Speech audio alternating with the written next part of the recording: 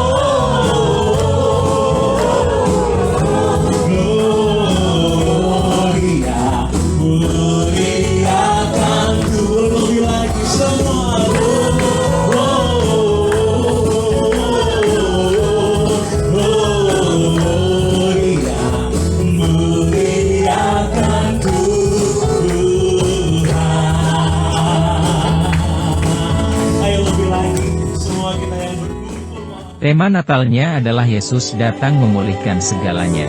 Mari simak dulu refleksi Natal ini dalam tayangan berikut ini.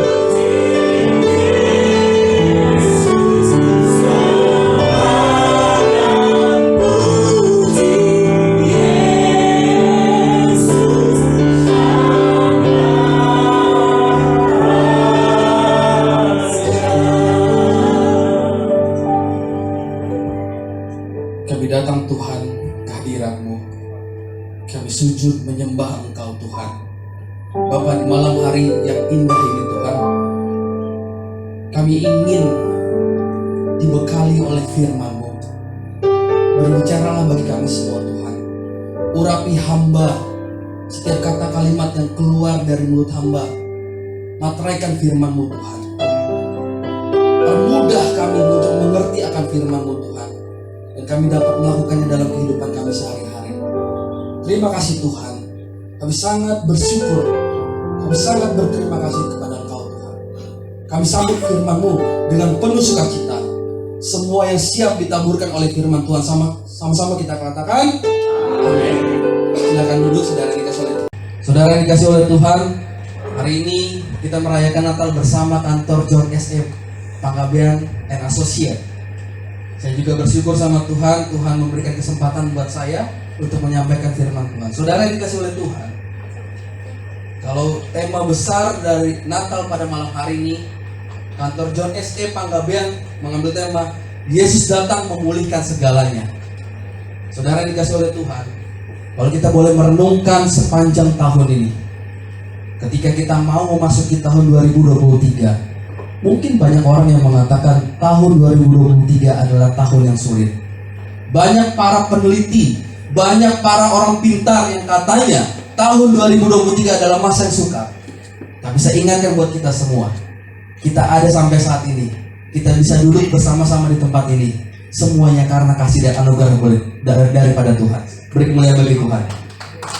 Saudara yang dikasih oleh Tuhan, berbicara tentang Natal bukan hanya berbicara tentang palungan, bukan hanya berbicara tentang Yesus lahir di kandang domba, bukan berbicara saja tentang Bethlehem, tetapi kedatangan Tuhan ke dunia ini, kita belajar bahwa ada kasih karunia yang sangat luar biasa. Karena tidak ada satupun yang sampai kepada Bapa tanpa pengorbanan di atas kayu salib. Amin. Saudara yang dikasih oleh Tuhan, kalau saya boleh merenungkan kebaikan Tuhan sepanjang tahun ini, baik secara ekonomi, baik secara kesehatan. Kalau kita tanya sama Tuhan, Tuhan apa yang sudah Tuhan berikan sama saya? Banyak. Tapi pertanyaan yang paling utama adalah, apa yang sudah kita lakukan buat Tuhan? Coba katakan kanan kiri saudara semuanya, apa yang sudah kau lakukan buat Tuhan? Coba lihat. Ketika Tuhan memberkati hidup kita, ya, bangun pagi Tuhan memberikan kita nafas kehidupan, masih bisa melihat, masih bisa berjalan, masih bisa bernapas, masih bisa bekerja. Coba kita renungkan ketika Tuhan tidak memberikan itu lagi kepada kita. Apakah kita masih tetap bersyukur? Apakah kita masih tetap bersyukur? Yakin? Masih? Saudara yang dikasih oleh Tuhan, kebaikan Tuhan tidak terbatas. Kebaikan Tuhan tidak bisa kita ukur dengan apapun juga. Saudara, coba kita buka dulu Alkitab kita di dalam 1 Yohanes 1 ayatnya yang ke-11. Yohanes 1 ayat yang ke-11, demikian firman Tuhan.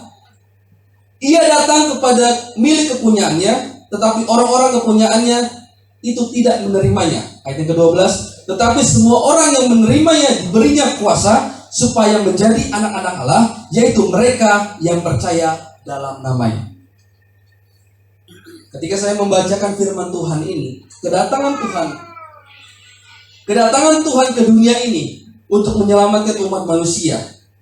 Dia datang untuk siapa sih? Kalau tidak tanya, buat saya, ya. Buat saudara, ya. Buat di samping saudara, iya. Seluruh umat manusia. Tapi yang membedakannya adalah ketika kita mau menyambut dia dengan sukacita. Di sini saya mencatat yang pertama, bagaimana respon kita dalam kedatangan Tuhan ke dunia ini. Yang pertama adalah kita menerima Tuhan dengan sukacita. Kita menerima Tuhan dengan sukacita. Karena kenapa? Kedatangan Tuhan itu mendatangkan pemulihan. Kedatangan Tuhan mendatangkan berkat. Kedatangan Tuhan yang tadinya kita tidak layak, yang tadinya kita harus binasa, yang tadinya kita harus berada di neraka itu selama hidup kita. Tapi Tuhan datang untuk menebus dosa kita semua. Amin. Saudara yang dikasih oleh Tuhan, makanya saya saat belakangan ini agak miris melihat keadaan di dunia ini. Kenapa? Banyak sekali orang yang menjual Tuhan karena popularitas. Banyak sekali orang di luar sana yang menjual Tuhan karena ketenaran. Banyak sekali orang di luar sana, khususnya anak muda, menjual Tuhan karena pasangannya. Hari ini saya mau ingatkan kita semua, jangan jual Tuhan. Jangan tinggalkan Tuhan. Mungkin dalam pekerjaan kau harus dapat duit, tapi syaratnya harus meninggalkan Tuhan. Jangan pernah tinggalkan Tuhan. Pesan Tuhan pada hari ini buat kita semua. Karena kenapa kita tidak boleh tinggalkan Tuhan? Karena Tuhan selalu menyertai dalam kehidupan kita. Ilustrasi sederhana, ketika saya punya anak saya bandel. Anak saya tidak mau dengar-dengaran sama saya. Anak saya sangat nakal. Tapi saya boleh yakinkan, ketika dia bangun dari tidurnya, saya tetap menyediakan makan untuk dia bisa makan. Sama, Bapa kita yang di surga, yang sangat mengasihi kita, senakal-nakalnya kita, dia tetap pelihara kita. Tadi pertanyaan, apakah Tuhan meninggalkan kita? No, Tuhan tidak pernah meninggalkan kita. Saudara yang dikasih oleh Tuhan, kedatangan Tuhan yang tadi sudah katakan, kita meresponnya dengan sukacita. Respon kita yang pertama, bagaimana kedatangan Tuhan ke dunia ini? Kita harus menerimanya dengan sukacita.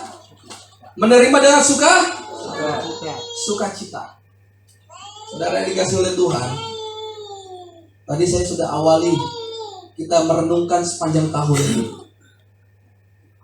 Dunia mengatakan masa yang sukar, sulit 2023. Memang sulit dapat kerjaan, sulit dapat tender, sulit untuk menerima job-job di luar.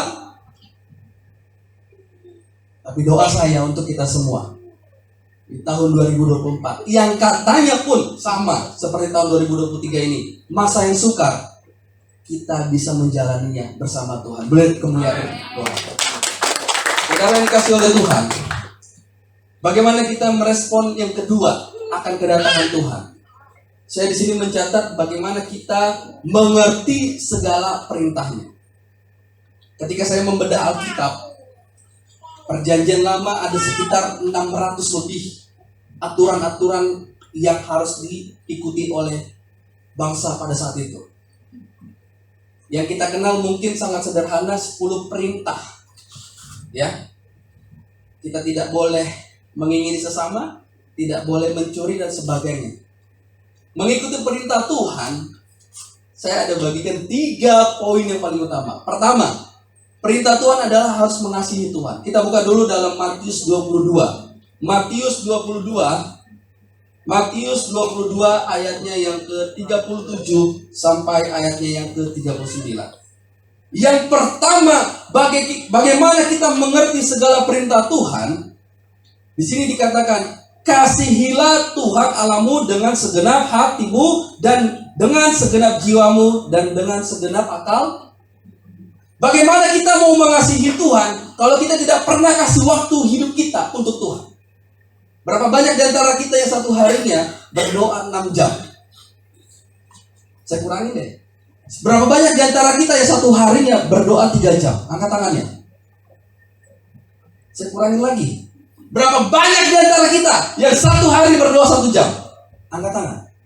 1, 2. Berapa banyak di antara kita yang satu hari berdoa 15 menit? Ini malu-malu apa nggak pernah doa?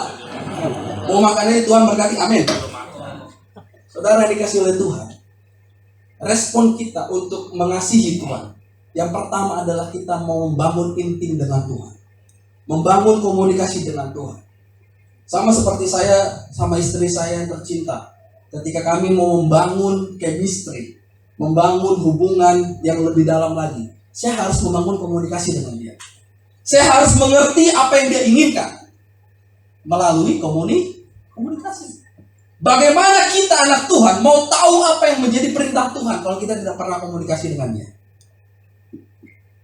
Berdoa adalah cara kita berkomunikasi dengan Tuhan. Bukan satu arah, 2 arah. Melalui apa? Pak, ketika kita berdoa, ada roh Tuhan yang berkata dalam hati kita. Ketika kita dalam masalah, ketika kita dalam pencobaan, kita berdoa, berlutut sama Tuhan. Pertama, Tuhan buat tenang hati kita. Kedua, Tuhan membuat kita mengambil keputusan yang tepat untuk kita lakukan. Jadi yang pertama, bagaimana kita mengerti segala perintahnya? Kita harus mengasihi Tuhan. Yang kedua, di ayat yang ke-39, dan hukum yang kedua yang sama dengan itu ialah kasihilah sesamamu manusia seperti dirimu sendiri. Coba bilang kanan kirimu, kau mengasihi aku nggak? Kau sayang nggak sama aku? Sayang bukan berarti harus lawan jenis ya, tapi sayang dalam arti aku mengasihi, memperhatikan engkau. Ya, berapa banyak di antara umat manusia di luar sana yang ketika melihat temannya kesusahan, melihat saudaranya lagi jatuh, dia cuma hanya melihat dan melirik dan meninggalkan. Kalau ada di antara kita saat ini, bertobat. Bilang kanan kirimu, bertobat. Bertobat.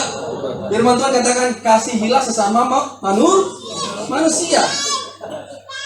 Dan ini yang paling dalam. Coba kita buka dulu Matius 5. Matius 5 ayat yang ke-44. Matius 5 ayat 44, demikian firman Tuhan. Tapi aku berkata kepadamu, kasihilah musuhmu dan berdoalah bagi mereka yang menganiaya kamu. Wow, amin. Amin. Amin. Bisa mengasihi musuh? Bisa mengasihi yang menganiaya kita? Bisa mengasihi orang-orang yang menginjak-injak kita? Harus. Kata siapa? Firman Tuhan. Gak usah perlu tafsiran yang lebih dalam. Gak perlu kita apologet yang terlalu dalam. Tapi di firman Tuhan katakan, kasihilah musuhmu. Kalau mengasihi orang yang baik sama kita, semua orang bisa. Kalau kita mengasihi orang yang selalu bantu kita dalam keuangan, pasti bisa. Tapi bisa kita mengasihi orang yang sudah ngejek kita, sudah fitnah kita, sudah menjatuhkan kita? Tapi itulah yang Tuhan mau. agar kita lakukan dalam kehidupan kita. Saudara yang dikasih oleh Tuhan, itu yang kedua, bagaimana kita mengerti segala perintahnya. Dan ketika kita melakukan itu semua, kita boleh menerima berkat Tuhan. Saya boleh garis bawahi untuk kita semua. Berkat Tuhan bukan hanya berbicara materi. Saya ulangi, berkat Tuhan bukan hanya berbicara tentang jadi ado hepeng, molodang ado hepeng, tetap bersyukur. Karena kenapa? Berkat Tuhan sesungguhnya adalah damai sejahtera. Makanya di dalam Natal ini Tuhan memberikan damai sejahtera melalui apa? Kasihnya. Tadi Pak Teo sudah katakan, karena begitu besar kasih Allah akan dunia ini, ya kan? Yang percaya tidak akan binasa, melainkan beroleh hidup yang kekal. Kalau kita berbicara lebih dalam lagi berkaitan tentang iman, ya, bagaimana iman yang di dalam Ibrani 11, iman adalah dasar dari segala sesuatu yang kita harapkan dan bukti dari segala sesuatu yang tidak kita lihat. Ketika saya membaca ini dalam teologi mungkin nggak ada jadi masalah, tapi dalam dunia praktisi hukum ini suatu masalah. Di sini ada Prof. Bagaimana kita bisa melihat segala sesuatu yang kita harapkan dan bukti dari segala sesuatu yang tidak pernah kita lihat? Di sini ada wartawan. Kalau orang mau membuktikan sesuatu minimal 2 alat bukti. Betul apa betul? Betul. Baru dikatakan itu benar. Tapi ini dikatakan firman Tuhan. Bagaimana kita harus meyakini dengan iman kita, walaupun kita tidak pernah melihatnya. Tahun 2024, ada yang tahu di sana tidak ada masalah? Ada yang tahu di sana banyak masalah? Tidak ada. Tapi kita bisa masuk ke tahun 2024 dengan bersyukur sama Tuhan. Kita bisa lewatinya seperti tahun 2023 ini. Saudara yang dikasih oleh Tuhan, ketika saya merenungkan kebaikan Tuhan, ketika membaca Ibrani 11 ini, mungkin bukan hanya sekali. Sejak saya sekolah minggu sudah tahu firman ini. Dulu saya mungkin bertanya, Tuhan buktinya apa? Tapi dikatakan, dulu guru sekolah minggu saya katakan, kamu berdoa. Kalau kamu minta sesuatu, seakan-akan kamu sudah menerimanya. Dalam rasional saya sebagai pelajar, gimana saya mau percaya? Dulu saya minta sepeda sama papa. Doa aja, nanti kamu percaya Tuhan sudah kasih sepeda. Doa saja, kamu yakin papamu akan belikan kamu sepeda. Dan itu saya praktekkan dalam kehidupan saya. Ternyata bapak, orang tua yang ada di dunia aja mengasihi anak-anaknya, apalagi Bapak kita yang ada di surga. Amin. Berapapun besar masalahmu, berapapun besar pergumulan dalam hidupmu, Tuhan bukannya tidak tahu. Karena Tuhan tahu segala sesuatu. Tidak ada seiota pun yang Tuhan tidak tahu. Tapi Tuhan mau kita datang sujud kepada Dia. Tuhan mau kita datang sujud menyembah Dia dan meminta Dia untuk menolong segala kehidupan kita. Yang terakhir, supaya semua mukanya jangan terlalu tegang, nih kayaknya mau makanin siapa sih, lama sekali. Yang ketiga, bagaimana respon akan kedatangan Tuhan? Saudara yang dikasih oleh Tuhan, selain yang pertama kita menerima Tuhan dengan sukacita, yang kedua kita mengerti segala perintahnya, yang ketiga di sini saya mencatat, mau diproses akan kebenarannya. Amin. Amin. Mau diproses akan kebenaran. Pak Pendeta, saya udah tahu firman Tuhan, saya sudah setiap hari Minggu ke gereja, saya juga udah mulai membaca Alkitab, tapi kok hidup saya susah-susah aja sih? Masih ada yang suka bertanya seperti itu? Masih ada? Tapi saudara yang dikasih oleh Tuhan, terkadang Tuhan tidak langsung menjawab setiap doa kita. Tuhan tidak langsung, Pak minta duit, langsung dikasih. Tuhan tidak memberikan kita supaya kita manja. Tapi Tuhan mau melihat apakah kita sudah siap untuk menerima berkat-Nya. Saudara yang dikasih oleh Tuhan, ketika kita mau menerima Tuhan dengan penuh sukacita, mengerti segala perintah Tuhan, dan kita mau diproses, maka setiap kehidupan kita, pergumulan apapun yang kita hadapi, kita dapat cakap dan bisa melaluinya dengan berhasil.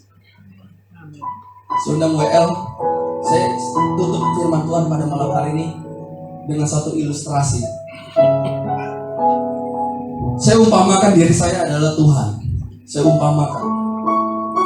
Dan WL kita, Bang Rian, adalah umat manusia.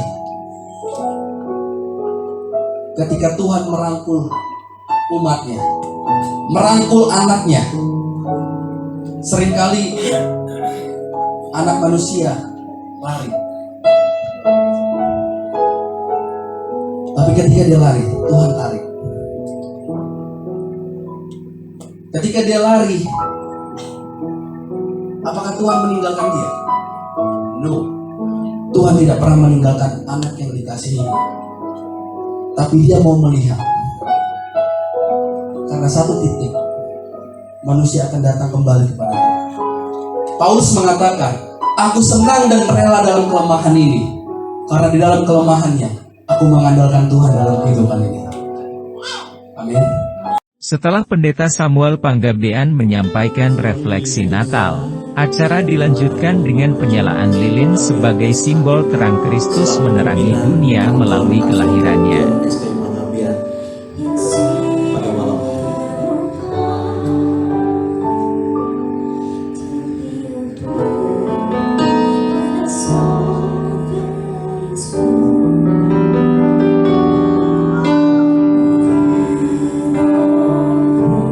lalu lilin yang berikutnya sebagai perwakilan panitia dan JPLO Media mengundang yang terkasih Saudari Gracia Panggabean untuk bisa menyalakan lilin yang ketiga yang ada di hadapan setiap kita para tamu undangan saudara jemaat.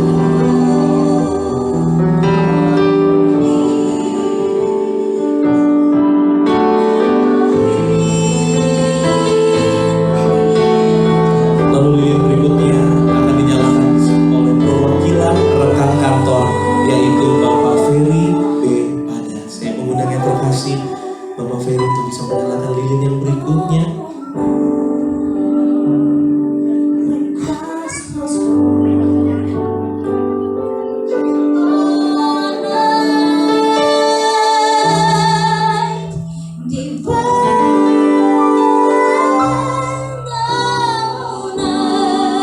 Dan berikutnya sebagai perwakilan dari tamu undangan yang hadir pada malam hari ini, yang terkasih saya mengundang Bapak Prof.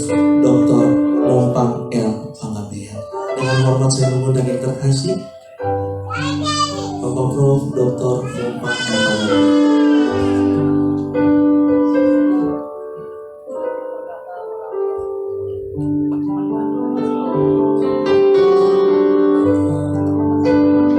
Lalu lilin yang berikutnya akan dinyalakan oleh perwakilan dari Perwamki, yaitu Bapak Margianto. Dengan penuh kasih saya mengundang Bapak Margianto untuk bisa menyalakan lilin yang berikutnya.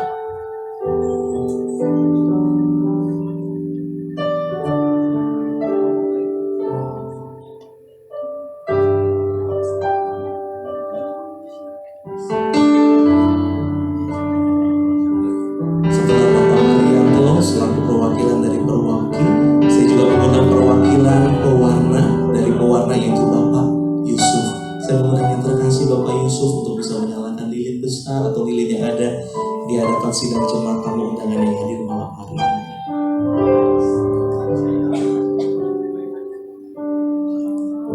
Lalu lilin yang terakhir akan dinyalakan oleh perwakilan Pokja PWI Mahkamah Agung. Yang terkasih Bapak Jimmy ND, boleh saya mengundang Bapak untuk bisa menyalakan lilin yang ada di hadapan sidang jemaat yang hadir. Bapak dan Ibu para tamu undangan yang hadir, boleh saya jemput kita bangkit berdiri. Lalu lilin yang berikutnya, lilin yang terakhir akan dinyalakan oleh hamba Tuhan Bapak Pendeta Dr. Tema Adi Putra Haref. Saya mengundang yang terkasih Bapak Pendeta untuk menyalakan lilin yang terakhir yang ada di hadapan sidang jemaat. Bapak dan Ibu kita boleh bangkit berdiri. Bapak Ibu boleh siapkan lilin-lilin kecil. Mungkin Bapak-bapak dan Ibu Bapak-bapak yang ada di depan boleh menyalakan, boleh memberikan nyala lilin kepada para tamu undangan yang hadir. Bersama kita naikkan pujian ini dengan hati bersyukur.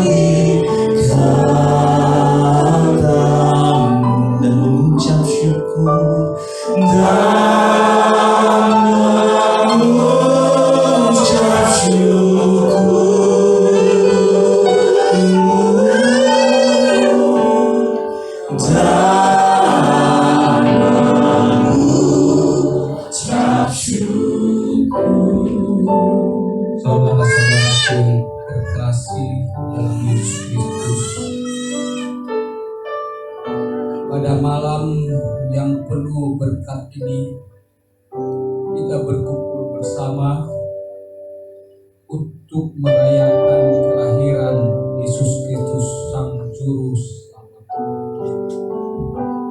Natal adalah waktu yang sangat istimewa, karena pada malam ini Allah mengirimkan anaknya ke dunia sebagai anugerah bagi umat manusia.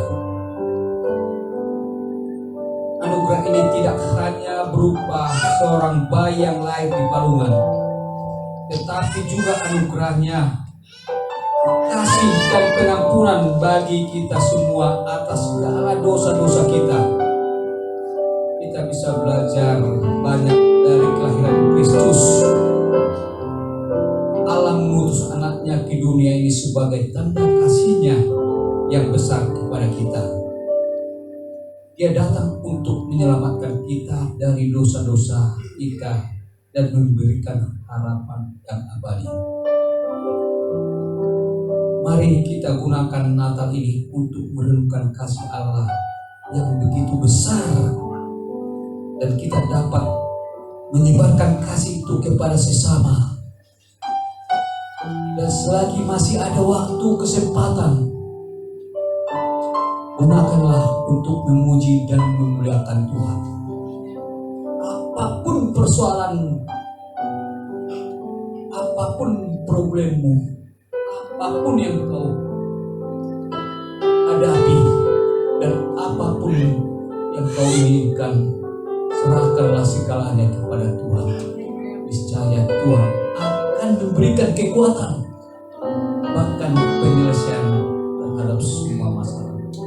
Dan Tuhan pasti memberkati kita hari ini, besok, lusa, dan seterusnya. Terpujilah.